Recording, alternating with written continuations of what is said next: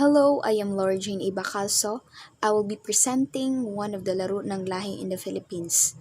Reminiscing our old memories that happened unforgettably in one of the best childhood games when we were young, the game Dampa. Remember me? Dampa is a Filipino traditional common game in every rural area in the Philippines. The game is played with the use of rubber bands known as plastico in vernacular.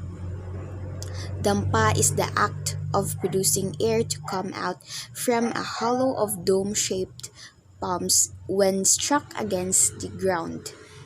The player will aim to move the rubber band beyond the service line through Dampa.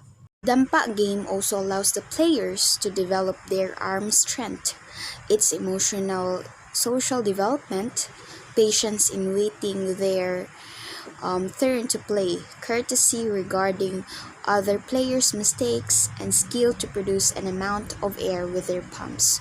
Having the enjoyment in playing and developing social interaction towards their colleagues. The venue could be in the outdoors or indoors that must be smooth and flat surface. So here's the mechanics of the game.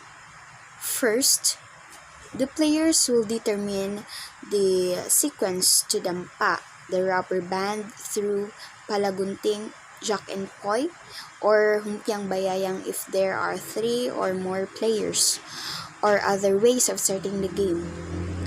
The second, players will alternately dampa the piled rubber bands on the ground. A player will win in the game if the player is able to move an odd number of rubber bands beyond the service line and take rubber bands that go beyond the line. If an even number of rubber bands goes beyond the line, the opponent will take the rubber band. The third, players should not clip the rubber band when doing dampa so as not to forfeit the turn to play. Fourth, if a player moves an odd number of plastico beyond the service line, he will continue the play. The turn to dampa will change only if an even number of rubber bands is displaced.